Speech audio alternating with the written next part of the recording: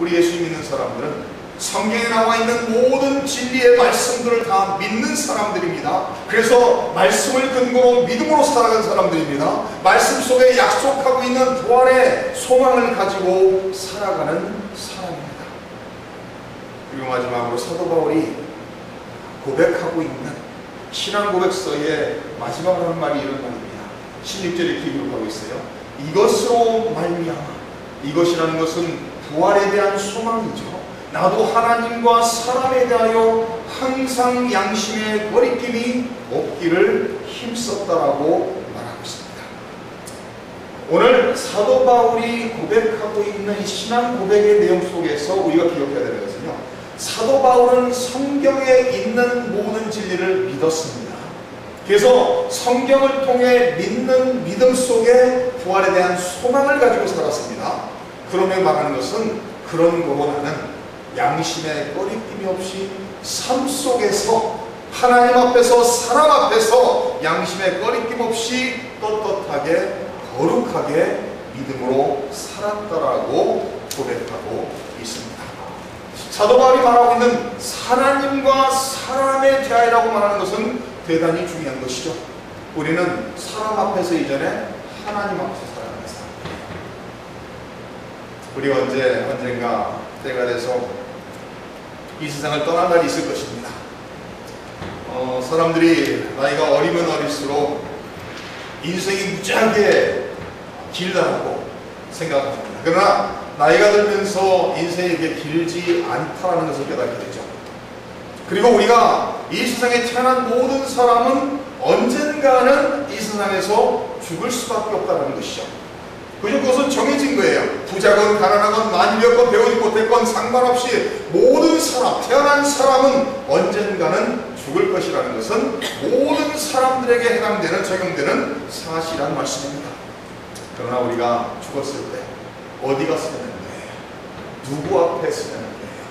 우리가 죽었을 때 우리가 세상에서 돈을 많이 벌어놨던 것이 우리에게 무슨 도움이 되겠습니까? 우리가 죽었을 때 하나님 앞에, 천하 만물을 창조하신 창조주 하나님 앞에 서게 될 것입니다. 우리 모두는 부활하여 심판대 앞에 서게 될 것입니다. 그래서 우리는 이 세상에서 내 자신을 위해서 얼마나 성공적으로 살았느냐가 아무 의미가 없었지. 그 자리에서는 하나님의 영광을 위하여 하나님의 말씀과 뜻을 따라 얼마나 충실히 살았느냐, 그거 한 가지밖에는 없다라는 것입니다. 예수님을 믿고 믿는 대로 살고자 하여 최선의 노력을 하고 살았느냐, 아니면 예수님을 믿는다 하면서도 내 욕심을 따라 내 마음대로 인생을 살았느냐. 사도 바울은 말합니다. 나는 하나님 앞에서 양심의 꺼리낌 없이 살기를 노력했다는 거예요. 더 나아가서는 사람들 앞에서도 양심의 꺼리낌 없이 살기를 노력했다라고 말하고 있습니다. 예수님을 믿지 않는 사람들의 양심은 타락한 양심입니다. 그래서 믿지 않는 사람도 양심이 있지만 그 양심은 회복되지 않은 양심이에요. 그러나 예수님을 믿는 사람들은 하나님의 은혜로 양심이 회복된 사람입니다. 그러나 양심이라는 것은요, 양심의 음성이 들려질 때 그것을 무시하고 묵인하면 무시하면 무시할수록 그 양심의 소리는 없어지고 무뎌진다는 거예요. 그래서 우리는 예수를 믿는 사람으로서 항상 내 양심의 꺼리낌이 있도록 양심의 음성을 들으면서 살아야 된다는 말씀입니다. 어떤 목사님이 교회에서 새 신자에게 성경을 읽으라고 말합니다.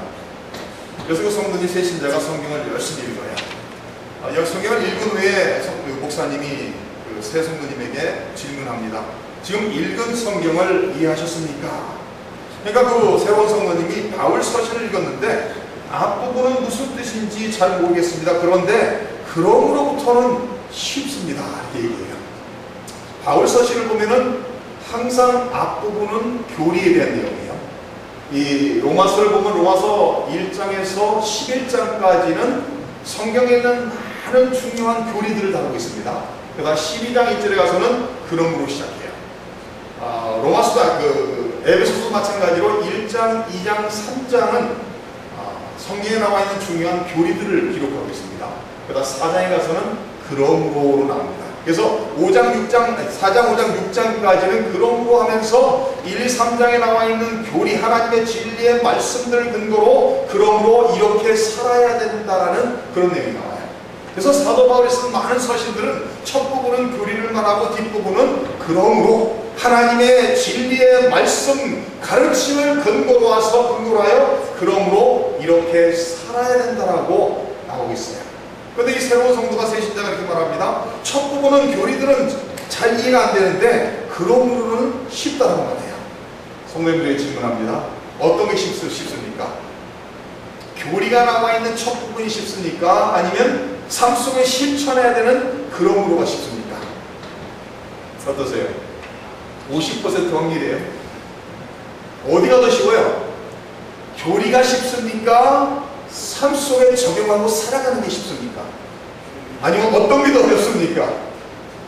두말할 것도 없이 그러므로가 어려워요.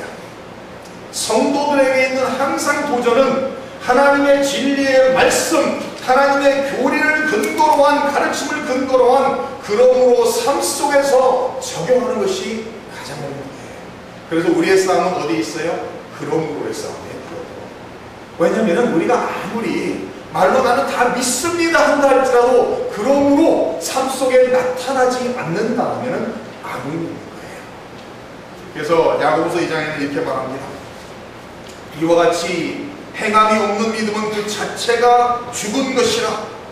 어떤 사람은 말하기를 너는 믿음이 있고 나는 행함이 있으니 행함이 없는 내 믿음을 내게 보이라. 나는 행함으로 내 믿음을 내게 보이리라 하니라. 내가 하나님은 한 분이신 줄을 믿느냐? 잘하는도다. 귀신들도 믿고 떠느니라. 허탄한 사람의 행함이 없는 믿음이 한 것인 줄을 알고자 하느냐? 우리 조상 아브라함이 그 아들 이삭을 제단에 바칠 때에 행함으로 의롭다 하심을 받은 것이 아니냐? 내가 보거니와 믿음이 그의 행함과 함께 일하고 행함으로 믿음이 온전하게 되었다라고 말하고 있습니다. 믿음이 뭘 통해서 증명되고 보여진다고요? 행함을 통해서 증명되어지고 보여진다. 다시 말해서 예수님을 믿는다는 사람들, 성경을 믿는다는 사람들이 삶 속에 도덕성을 잃어버리고 삶 속에 거룩함이 보이질 않는다면 세상 사람들과 똑같이 타락하며 세상 사람들이 추구하는 것을 추구하며 죄악 속에 살아간다면 그 사람이 말하는 것은 전부 다 거짓이라는 거예요. 행함을 통해서 믿음이 증명된다. 한국의 윤동주 시인이 1945년에 29세의 젊은 나이로 일제 말기 조선의 독립운동을 했다라는 혐의로 체포돼서 45년도 후쿠오카 감옥에서 세상을 떠났습니다. 윤동주 시인이 남긴 시 중에 하나, 아마 잘 아는 시일 겁니다. 1941년도 25살 나이에 이런 시를 남겼습니다. 죽는 날까지 하늘을 우러러 한 점 부끄러움이 없기를. 입새에는 바람에도 나는 괴로워했다. 별을 노래하는 마음으로 모든 죽어가는 것들을 사랑해야지. 그리고 나한테 주어진 길을 걸어야겠다. 오늘 밤에도 별이 바람에 스친다. 죽는 날까지 하늘을 우러러 한 점 부끄러움이 없기를. 그 시의 나머지는 기억을 못하셔도 그 첫 부분은 기억하시고, 우리는 하나님 앞에서 살아가는 사람입니다.